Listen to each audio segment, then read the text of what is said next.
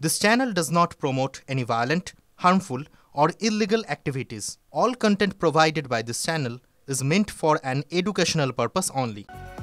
TV9 বাংলার খবরের জের কোন খবর ফুল এন্ড ফাইনালে আজ শুরু করব কাউন্সিলর লিপিকা মান্নার ওয়ার্ডের খবর দিয়ে। আপনাদের দেখিয়েছিলাম স্রেফ রাজনৈতিক ভেদাভেদের জন্য কোথায় লিড বেশি কোথায় লিড কম, শুধুমাত্র সেই কারণে জলের কল বসানো নিয়ে ভেদাভেদের রাজনীতি করছিলেন কাউন্সিলর। শেষমেশ খবর দেখে মেয়র নিজে ফোন করেন, লিপিকার সঙ্গে কথা বলেন এবং তারপর আবার নতুন করে জলের কল বসছে কসবায়। এলাকার মানুষরা এই কল বসানো নিয়ে 107 নম্বর ওয়ার্ডে লিপিকা মান্না, কাউন্সিলর লিপিকা মান্নার ওয়ার্ডে কি বলছেন আসুন শুনে নিই।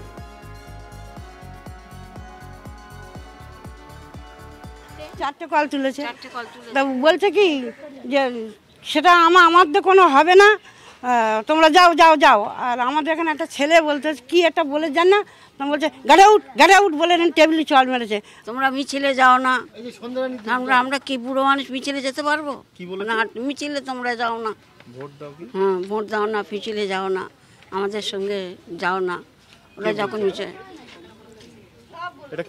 দীপিকা মান্না, দীপিকা মান্না। একটা দুটো তিনটে চারটে কল হলে সুবিধা হতো। বয়স্ক মানুষরাও গাড্ডায় তো লাভতে পারে না, ধরনের সারা সকাল হলে কাজে বেরিয়ে যায়, বয়স্করা থাকে, বাচ্চারা থাকে, ওই জন্য এগুলো থাকলে একটু সুবিধা হতো। প্রায় যখন যাই কলের জন্য গেছিলাম, মানে আমাদের কলের অসুবিধা হচ্ছিলো বলছিলাম, আমরা বলেছি বলে আমাদেরকে উল্টোপাল্টা কথা বলছে, গেট আউট, এখান থেকে চলে যাও। কলের জন্য গেছিলাম, গেলে আমাদেরকে বললো যে তোমরা ভোটও দাও না, মিছিল মিটিংয়ে আসো না, তোমরা কি জানো আমি কিসের জন্য তুলেছি, এইসব কিছু বললো। আর অন্য কিছু অনেক কিছু বললো।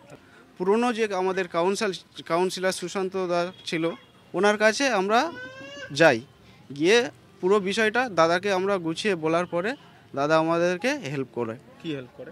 যে আমি ওই যে কল আছে ওই কল করে দেওয়া হবে, আমাকে টাইম দিন। এই মুহূর্তে 107 নম্বর ওয়ার্ডের তৃণমূল কংগ্রেসের কাউন্সিলর লিপিকা মান্না আমাদের সঙ্গে রয়েছেন, সরাসরি কথা বলবো লিপিকার সঙ্গে। লিপিকা, এই যে কেচে গন্ডুস করতে হলো, আবার এই কলগুলো বসাতে হলো, এটা কি ভালো হলো? কাউন্সিলর হিসেবে আপনার ভাবমূর্তি উজ্জ্বল হলো? শুনুন, আমি এটা আজকে না, আমি যে কলটা আগে লাগিয়েছি 12টা কল লাগিয়েছি, 24টা মানে 12টা স্ট্যান্ড পোস্টে 24টা কল লাগিয়েছি। লাগানোর পরে এই কলগুলো পিছনের দিকে ছিল, ওখানে যাতায়াতের অসুবিধা ছিল, ওখানটা নোংরা থাকতো, সেই জন্য আমি হয়তো ভেবেছিলাম যে কেন ওই পাড়াটার জন্য কে কলটা দেওয়া। এবার তাতে যদি ওদের দরকার প্রয়োজন হয়েছে, আমি সেই কল তো আজকে গিয়ে সকালে গিয়ে বলে এসেছি যে ঠিক আছে এখানে আবার আমরা 4টে কল লাগিয়ে দেবো বলে। কিন্তু আপনার বিরুদ্ধে অভিযোগটা তো অন্য, স্থানীয় মানুষের অভিযোগ তো এই ভোটের লিড সুশান্ত ঘোষ এই সংক্রান্ত অভিযোগ, অর্থাৎ এই কারণে আপনি ওই কলগুলো না বসানোর সিদ্ধান্ত নিয়েছিলেন। না, এটা না, এখানে তো জলের সঙ্গে তো কোনো সম্পর্ক অন্য কিছু কেন মেলাচ্ছেন? এটা তো জলের পরিষেবা দিতে হবে। আমি একজন পৌর প্রতিনিধি, সবার জন্য পরিষেবা দিয়েছি।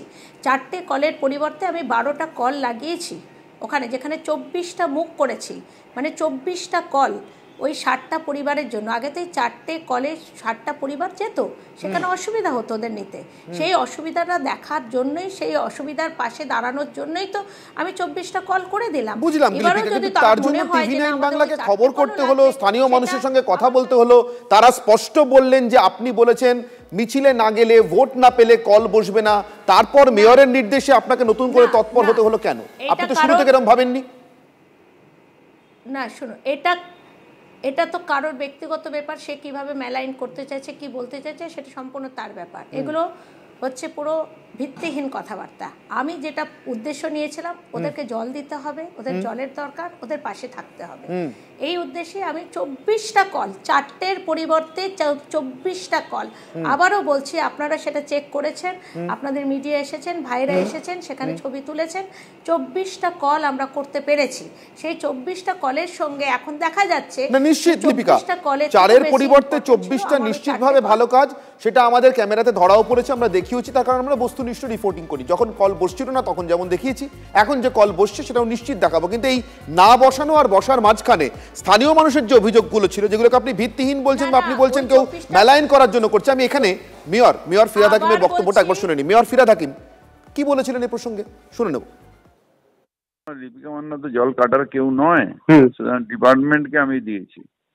জলটা কাটলে কেন? আর এখন একটা এমনি বার করে দিয়েছি যে যে কোনো জায়গায় জলের লাইন ডিসকানেক্ট করতে গেলে ডিজির পারমিশন লাগে। যে কোনো জায়গায় জলের কানেকশন ডিসকানেক্ট করতে গেলে, অর্থাৎ জল পান এমন মানুষ আর জল পাবেন না, বা কোনো কারণে এখানে কোনো জটিলতা দেখা দিয়েছে সেটা ডিসকানেক্ট করা হবে, অর্থাৎ সংযোগটা বিচ্ছিন্ন করা হবে। এটার জন্য এবার জল বিভাগের ডিজির পারমিশন লাগবে, এটা মেয়র বলছেন। লিপিকা, আপনার কি মনে হয় যে আপনি এমন একটা কিছু করে ফেলেছেন যার জন্য কলকাতা পুরসভার মেয়রকে পর্যন্ত নতুন করে নির্দেশ দিতে হয়েছে? এটা দলের জন্য ভালো হলো না? একদম না, এটা একদম সত্যি কথা, একদম ঠিক কথা। জলের কানেকশন কাটাটা আমাদের জন্য একদম উচিত নয়। সেই জন্য আমি বলবো আমরা জলের কানেকশন কাটিনি। আবারও বলছি, আমি 24টা কানেকশন দিয়েছি। 24টা কানেকশন আমি 4টের পরিবর্তে দিতে গিয়েছিলাম, কিন্তু এখন আমি যেটা দেখছি যে ওই 4টে কল ওখানে 4টে পরিবারের জন্য ভীষণভাবে দরকার। সেই জন্য আমি তাদের জন্য আজকে গিয়ে বলে এসেছি, এবং আমার মেয়র সাহেবের সাথে কথা হয়েছিল, উনি বলেছেন আমরা পৌর প্রতিনিধিরা মানুষের সেবা করার জন্য আমরা। আপনি এটা মানছেন তো? আপনি 4-এর বদলে 24 দিতে গিয়ে 4-এর বদলে 24 দিতে গিয়ে ইনিশিয়ালি শুরুতে প্রাথমিকভাবে অন্তত আপনি 4টে পরিবারকে বঞ্চিত করছিলেন, আপনি মেনে নিচ্ছেন তো? না না, বঞ্চিত না। ওই 4টে কলে 60টা পরিবার যেত, তখন তো তাহলে 56টা পরিবার বঞ্চিত ছিল। সেটা আমাকে দেখুন, আমরা প্রতিনিধিরা যখন কাজ করছি, আমরা মাঠে নেমে কাজ করছি, আমরা তো ওখানে যাচ্ছি এবং আমরা ওখানে গিয়ে দেখছি, দেখেই আমরা এই কাজগুলো করি। এগুলো যদি সামনে না আসেন কোন পরিস্থিতিতে আমরা কিভাবে কাজ করছি, এটাও একটু দেখার বিষয় আছে। বেশ, লিপিকা আমার সঙ্গে থাকুন। এই ওয়ার্ডের প্রাক্তন পৌর প্রতিনিধি, এখন পাশের ওয়ার্ডে সরে গিয়েছেন, সুশান্ত ঘোষ, তিনি এই প্রসঙ্গে কি বলেছেন একবার শুনে নেব। তার কারণ স্থানীয় মানুষজনের একাংশ বলেছিলেন তারা প্রাক্তন কাউন্সিলরের কাছে গিয়ে দরবার করেন, যিনি আগে এই ওয়ার্ডের কাউন্সিলর ছিলেন। শুনে নেব সুশান্ত ঘোষের বক্তব্য। এবং মেয়র আমাকে অ্যাসিওর করেছিল যে যেখানে কল ছিল সেখানে কল বসবে, এবং এর চেয়ে ভালো খবর আর কিছু হতে পারে না আমাদের। আমরা দায়বদ্ধ মানুষের কাছে জল দেওয়ার জন্য, এবং কলকাতা পৌরসভার মাননীয় মহানাগরিক বস্তির প্রত্যেকটা মানুষের ঘরে ঘরে জল পৌঁছে দেওয়ার কথা বলেছেন, এবং সেখানে তিনি তার কর্তব্য পালন করেছেন। এবং মানুষরা যদি জল পায় তাহলে এর চেয়ে ভালো খবর, খুশির খবর আর কিছু হতে পারে। লিপিকা, আপনার কাছে আমার শেষ প্রশ্ন আপাতত। প্রাক্তন কাউন্সিলর আপনার ওয়ার্ডের, যিনি এখন পাশের ওয়ার্ডে সরে গিয়েছেন, তার কাছে গিয়ে মেয়রকে জানিয়ে TV9 বাংলার খবর দেখে এত কিছু করে কিছু মানুষকে সুরাহা পেতে হলো, আপনার বোর্ড চেয়ারম্যান, ঠিক, এত কিছু মানুষকে সুরাহা পেতে হলো, আপনার কি এখন, আমি একবার শেষবারের জন্য জিজ্ঞাসা করছি, আপনার কি মনে হচ্ছে গোটা বিষয়টা অনভিপ্রেত ছিল, এভাবে না হলেই ভালো হতো? কোথাও কি দুঃখ প্রকাশ করবেন? না শুনুন, দুঃখ প্রকাশ ভালো, মানুষের কাজের জন্যই আমরা কাজ করছি। এবার কোনো জায়গায় যদি এরকম কোনো পরিস্থিতিতে হচ্ছে, সেই পরিস্থিতির পরিপ্রেক্ষিতে আমাদের করতে হবে, এবং সেটাতে আমার বোর্ড চেয়ারম্যান, আমার মেয়র যদি আমাকে বলেন, নিশ্চয়ই আমি সেটা করব। কেন করব না? আমি তো কাজটা করছি তো মানুষের জন্য, মানুষের পাশে থাকার জন্যই তো এই কাজটা করছি। ওখানে জলটা তো, পরিষেবাটা তো তারাই পাবে, এবং ওখানে একটা স্কুল আছে, স্কুলের পিছনেই বস্তিটা, স্কুলের গায়ে এই কলটা ছিল, যেখানে স্কুল থেকেও বহুদিন ধরে আমাদের কাছে, যে পাড়ায় ভোট পান না, যে পাড়ায় কেউ আপনার মিছিলে হাঁটেন না, সে পাড়াতে এরপরেও জল দেবেন তো? দেখুন, আমরা সবার প্রতিনিধি, এইগুলো ভিত্তিহীন কথা বলে কোনো লাভ নেই। যে কে ভোট দিচ্ছে কে ভোট দিচ্ছে না সেটা তো আর আমি দেখতে যাচ্ছি না, আমি দেখতে পাচ্ছি না। আমি নতুন পৌর প্রতিনিধি, 3 বছর হয়েছে এসেছি। যারা আছেন প্রত্যেক জনের সঙ্গে থেকেই কাজ করার উদ্দেশ্য নিয়েই আমি কাজ করছি, এবং আপনারা খবর নেবেন, পাড়ায় এসে খবর নেবেন, আপনারা দেখবেন। নিশ্চিতভাবে লিপিকা, অনেক ধন্যবাদ আমাদের সঙ্গে কথা বলবার জন্য। 107 নম্বর ওয়ার্ডের কাউন্সিলর লিপিকা মান্না আমাদের সঙ্গে ছিলেন। অবশেষে জটিলতা কেটেছে, অবশেষে ধোঁয়াশা কেটেছে এবং কষ্ট কেটেছে। সব থেকে বড় কথা, সাধারণ মানুষ আবার জল পাচ্ছেন। সব রকমের সমস্যা কাটিয়ে মেয়রের হস্তক্ষেপে, জল বিভাগের ডিজি তার হস্তক্ষেপে এবং স্থানীয় কাউন্সিলর লিপিকা মান্না আপাতত কাঁধে কাঁধ মিলিয়েছেন স্থানীয় মানুষকে জল দেওয়ার জন্য, তারা যাতে কোনোভাবে কোনো কারণেই জল থেকে বঞ্চিত না হন। TV9 বাংলা এইভাবেই আপোষহীনভাবে আপনাদের পাশে আছে, থাকবে। আপনার ওয়ার্ডের, আপনার এলাকার যে কোনো সমস্যার ক্ষেত্রে যদি মনে হয় যে আপনি ন্যায্য পাওনা থেকে বঞ্চিত হচ্ছেন, সরকারের কাছ থেকে পরিষেবা থেকে বঞ্চিত হচ্ছেন, অবশ্যই আমাদের জানাবেন। চলে আসবো ফুল অ্যান্ড ফাইনালে এর পরের খবর। আজই শেষ হচ্ছে বিধানসভায় শুভেন্দুর সাসপেনশনের মেয়াদ। কাল থেকে, অর্থাৎ যে 30 দিনের সাসপেনশনের মেয়াদ ছিল শুভেন্দু অধিকারীর জন্য, সেটা কাল থেকে উঠে যাচ্ছে শুভেন্দু অধিকারী সহ আরও 4 বিধায়কের সাসপেনশন। কাল বিধানসভার অধিবেশনে যোগ দিতে পারবেন বিরোধী দলনেতা, মানে তার যোগ দেওয়ার ক্ষেত্রে কোনো বাধা নেই। সাসপেনশন যেহেতু উঠে যাচ্ছে, তার মেয়াদ শেষ হয়ে যাচ্ছে, কিন্তু সাসপেনশন উঠলেও কাল অধিবেশন কক্ষে থাকবেন কি শুভেন্দু অধিকারী? কি বলছেন তিনি নিজে? আমাদের প্রতিনিধি প্রদীপ্ত আমার সঙ্গে রয়েছেন, কথা বলবো প্রদীপ্তর সঙ্গে। প্রদীপ্ত, কি জানাচ্ছেন বিরোধী দলনেতা? সাসপেনশনের মেয়াদ শেষ, কাল থেকে ফিরবেন বিধানসভা কক্ষের অধিবেশনে। দেখো, এখনো পর্যন্ত তিনি যা স্থির করেছেন বা তিনি যা আমাদের জানিয়েছেন তা হলো যে তিনি অধিবেশন কক্ষে যাবেন না। তার কারণ এই অধিবেশনেই দিন কয়েক আগে দীপক বর্মনকে সাসপেন্ড করা হয় এবং দীপক বাবুর যে সাসপেনশন সেটা এই অধিবেশন পর্যন্ত, অর্থাৎ 20 তারিখ পর্যন্ত এই অধিবেশন হওয়ার কথা রয়েছে। ফলে দীপক বাবুর সাসপেনশন না ওঠার কারণে শুভেন্দু অধিকারী, অগ্নিমিত্রা পাল, বঙ্কিম ঘোষ এবং বিশ্বনাথ কারকের সাসপেনশন উঠে গেলেও বিরোধী দলনেতা তিনি অধিবেশন কক্ষে যাবেন না, অন্তত এখনো পর্যন্ত তিনি তেমনটাই জানিয়েছেন। ফলে সাসপেনশন উঠে গেলেও শুভেন্দু অধিকারী অধিবেশন কক্ষে যোগ দিচ্ছেন না, মোটামুটি সেটা নিশ্চিত। এবং আগামীকাল শুভেন্দু অধিকারীদের কর্মসূচি রয়েছে বারুইপুরের স্পিকার বিমান বন্দ্যোপাধ্যায়ের এলাকায়, বিমান বন্দ্যোপাধ্যায়ের পক্ষপাতমূলক আচরণ নিয়ে, অর্থাৎ কোথাও গিয়ে তিনি মূলত রাজনৈতিক যে আউটডোর কর্মসূচি সেখানেই থাকবেন, অন্তত এখনো পর্যন্ত সেটাই স্থির এবং তিনি তেমনটাই জানিয়েছেন। আমি একটা বিষয় স্পষ্ট করতে চাইবো, সেক্ষেত্রে তোমার কাছ থেকে বুঝতে চাইবো প্রদীপ্ত, বিরোধী দলনেতা তার স্বাভাবিক মেয়াদ শেষের পর ফিরছেন, সাসপেনশনের মেয়াদ শেষের পর ফিরতে পারছেন বা পারবেন বিধানসভার পক্ষে, কিন্তু তিনি আটকে যাচ্ছেন একটাই কারণে, অন্য বিধায়ক, তিনি যার কথা বলছেন ফালাকাটার বিধায়ক দীপক বর্মনের কথা, তার সাসপেনশনের মেয়াদ না উঠলে তিনি ফিরবেন না বলছেন। সেক্ষেত্রে সরকার পক্ষ থেকে বা স্পিকারের কাছ থেকে কোনো বার্তা পাওয়া যাচ্ছে কি যে দীপক বর্মনের বিষয়টিও তারা বিবেচনা করছেন বা করবেন? দেখো, এখনো পর্যন্ত সরকারের তরফ থেকে এই বিষয়ে কোনো বিবেচনা তারা করছেন এমন কোনো বার্তা নেই। এবং দীপক বর্মনের ক্ষেত্রে কিন্তু মাত্র কয়েক দিনের জন্য, কারণ এই অধিবেশনের শুরুর সময় দীপক বর্মনকে সাসপেন্ড করা হয়। শুভেন্দু বাবুদের ক্ষেত্রে যেমন একটা 30 দিনের মেয়াদ ছিল, দীপক বাবুকে যেদিন সাসপেন্ড করা হয় সেই সময় জানানো হয় যে এই অধিবেশন পর্যন্ত, অর্থাৎ দীপক বাবুর সাসপেন্ড উঠে যাবে এমন বার্তা এখনো পর্যন্ত নেই। এবং অনেক ধন্যবাদ প্রদীপ্ত। অর্থাৎ দীপক বর্মনের সাসপেনশনের মেয়াদ কমিয়ে দেওয়া হচ্ছে বা সাসপেনশন উঠে যাচ্ছে এমন কোনো বার্তা নেই, ফলে সাসপেনশনের মেয়াদ উঠে গেলেও শুভেন্দু অধিকারী আগামীকাল থেকে বিধানসভার অধিবেশন কক্ষে ফিরছেন না, এটা তিনি স্পষ্ট করে দিচ্ছেন। চলে আসবো ফুল অ্যান্ড ফাইনাল এর পরের খবরে। রাজ্যে ভোটের আগে যে ধর্মযুদ্ধের আবহ তৈরি হয়েছে, আপনাদের বলেছিলাম বিধানসভার বাইরে সে ধর্মযুদ্ধের আবহ তৈরি হয়েছিল, বিধানসভার ভিতরে তার আঁচ ছড়িয়েছিল এবং সে আজকেও বজায় থাকলো একই রকমভাবে। হিন্দুদের উপরে হামলার অভিযোগে মুলতবি প্রস্তাব আনে বিজেপি, যে মুলতবি প্রস্তাব নিয়ে আলোচনা করতে চাননি সরকার পক্ষ বা স্পিকার খারিজ করে দেয় এবং তারপরে বিক্ষোভ দেখাতে শুরু করেন বিজেপি বিধায়করা, ওয়াকআউট করে পদ্মশ্রী। অধ্যক্ষকে বেলাগাম আক্রমণ করেন বিরোধী দলনেতা। কাল অধ্যক্ষ বিমান বন্দ্যোপাধ্যায়ের নিজের বিধানসভা ক্ষেত্র, সেখানে গিয়ে সভার ডাক দিয়েছেন বিরোধী দলনেতা Suvendu Adhikari. অ্যাসেম্বলির proceedings live streaming হয় না একমাত্র রাজ্যে। শঙ্কর ঘোষ মুলতবি প্রস্তাব বিধায়করা এনেছিলেন 10-12 জন, তারপরে যে অংশ সেটাও এই স্পিকার এক চোখ বন্ধ করে থাকেন, তার ডান দিকটা খোলা বাম দিকটা বন্ধ। যাওয়ার দরকার নেই। আগামীকাল বিকেল 3টায় বারুইপুরে বিজেপির সব এমএলএ যাবে।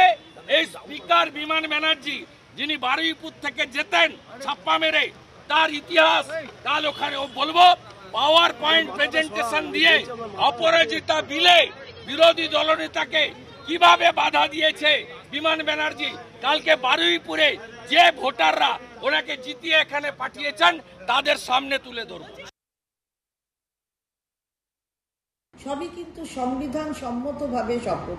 আর সংবিধানের মুখবন্ধ প্রিয়াম্বলেই বলা আছে যে কোনো এই ধরনের বৈষম্য থাকবে না, অর্থাৎ কোনো মেরুকরণ, ধর্মীয় হোক কিংবা অন্য কোনো লিঙ্গ বৈষম্য কোনোটাই হবে না। তা আমি যদি সংবিধানের শপথ নিয়ে এখানে আসি আর তারপরে যদি শুধু একটা ধর্মের কথাই বলি, সেটা তো সংবিধানকে একটা বৃদ্ধাঙ্গোষ্ঠী দেখানো হয়। সত্যি করে ঈশ্বরের সেবায় নিজেকে নিয়োজিত রাখতে চাই, আমি সেটা নিজের মনের মধ্যে রাখবো, আমার ভেতরে ঈশ্বর, এবং স্বামীজির কথা মনে রাখবো, জীবে প্রেম করে যেই জন সেই জন সেবিছে ঈশ্বর। আপাতত হুঁশিয়ারি দিয়েই বিধায়ক, ভরতপুরের বিধায়ক হুমায়ুন কবিরকে ছাড়ল তৃণমূলের শৃঙ্খলা রক্ষা কমিটি। তাদের বক্তব্য যা বলার দলের ভিতরে বলুন। আর এই ধরনের মন্তব্য, অর্থাৎ যে মন্তব্য হুমায়ুন করেছিলেন শুভেন্দু অধিকারী সম্পর্কে, জাতিসত্তা সম্পর্কে, দলের থেকে জাতিসত্তা বড় বলে এই ধরনের মন্তব্য করা যাবে না, দলের শৃঙ্খলা মেনে চলতে হবে, এটা হুমায়ুনকে স্পষ্ট করে জানিয়ে দিয়েছে তৃণমূলের শৃঙ্খলা রক্ষা কমিটি। হুমায়ুন কি বললেন? যে হুমায়ুনের শোকজের উত্তরে খুশি না হয়ে দলের শৃঙ্খলা রক্ষা কমিটি তাকে ডেকে পাঠিয়েছিল, সেই হুমায়ুন শৃঙ্খলা রক্ষা কমিটির সঙ্গে দেখা করার পর বললেন তিনি খুশি যে তাকে ডেকে পাঠানো হয়েছে এবং দলের নির্দেশ মেনে চলবেন, দল যা বলবে শুনে চলবেন। শুনে নিন। আমার বিষয়ে আপনাদের যতটা আগ্রহ আছে, জানার দরকার আছে কি সিদ্ধান্ত হয়েছে, অনারেবল মেম্বার যারা ডিসিপ্লিনারি কমিটির সম্মানীয় সদস্য শুভনদেব বাবুর কাছে আপনারা জিজ্ঞাসা করুন, উত্তর আপনারা পেয়ে যাবেন। আপনি যে মন্তব্য করেছেন এই মন্তব্য তো এর আগেও আমি এই মুহূর্তে কোনো কিছুর উত্তর আপনাদের দেব না। গত 13 তারিখ থেকে যে মন্তব্য আমি করেছিলাম, 12 তারিখে করেছিলাম, 11 তারিখে লিডার অফ দ্য অপোজিশনের মন্তব্যের পরিপ্রেক্ষিতে সেই ব্যাপারটা এখন ক্লোজ। এখন আমি আমার দলের যে শৃঙ্খলা কমিটি সেখানে আমি ডেকেছিলেন, উপস্থিত হয়েছি, খুব সুন্দর আলোচনা হয়েছে। ওনারাও আমাকে কিছু উপদেশ দিয়েছেন, আমিও ওনাদের কাছে কিছু আবেদন রেখেছি, ওনারাও আমাকে কমেন্ট করেছে যে আমার কথাটা গুরুত্ব দিয়ে দেখবেন। আমিও ওকে বুঝিয়ে ভালো হলো তুমি কিন্তু এর বাইরে না, তোমার মনে ক্ষোভ থাকবে, দুঃখ থাকবে, বেদনা থাকবে, তার এক্সপ্রেশনের জায়গা অন্য, তার এক্সপ্রেশনের জায়গা অন্য। কিন্তু পাবলিক প্লেসে পাবলিকলি তুমি এই ধরনের কথা বলতে পারো না। তুমি যখন বললাম যে তুমি কি সংবিধানের প্রতি দায়বদ্ধ হয়ে মেলে হওনি, তাহলে হ্যাঁ হয়েছে, তাহলে তুমি সংবিধানকে মেনে চলতে পারবে। তো ন্যাচারালি এগুলো তাকে বলা হয়েছে এবং সে এগ্রি করেছে যে আমি এগুলো সব মেনে চলবো এখন থেকে। এবং যদি ওর অন্যান্য কোনো বিষয়ে কোনো ক্ষোভ থাকে, অভিযোগ থাকে, সেগুলো জানাবে আমাদের কাছে। শৃঙ্খলা রক্ষা কমিটির সঙ্গে এই যে বৈঠক হুমায়ুন কবির, সীমা ছাড়ানোয় তাকে তলব করা, সেই বৈঠকে যোগ দেওয়ার আগে বিধানসভায় নওশাদ সিদ্দিকীর সঙ্গে দেখা হয়। তার দেখা হয়েছে, সৌজন্য সাক্ষাৎ, আসা যাওয়ার পথে দেখা হতেই পারে এক দলের বিধায়কের সঙ্গে আরেক দলের বিধায়কের, কিন্তু শুধু তাতেই ছাড়লেন না হুমায়ুন কবির। বসে রীতিমতো আড্ডা হলো, জল্পনা বাড়ালেন হুমায়ুন। যদিও সৌজন্য সাক্ষাৎ বলে তিনি দাবি করেছেন, নওশাদ সিদ্দিকী কি বলেছেন আসুন একবার শুনুন। বিধানসভার মেম্বার এখানে সৌজন্যতার মূল বিষয় হচ্ছে বিজেপি হোক, আইএসএফ হোক, তৃণমূল কংগ্রেস হোক, এখানে সিপিএম, কংগ্রেস, বিরোধী শূন্য, এখানে all member, honourable all member, আমরা সবাই এক হাউসের মধ্যে। নদিয়ার জাল শংসাপত্র কাণ্ডে এবার হাঁসখালিতে গ্রেফতার পঞ্চায়েতের সহায়ক। জাল বার্থ সার্টিফিকেট বানানোর অভিযোগে গ্রেফতার দক্ষিণপাড়া 1 নম্বর পঞ্চায়েতের সহায়ক সৌমেন বন্দ্যোপাধ্যায়। বাজেয়াপ্ত প্রায় কোটি টাকার বেআইনি সম্পত্তি। ধৃত পঞ্চায়েত সহায়কের স্ত্রী নিজে রাজ্য পুলিশে কর্মরত।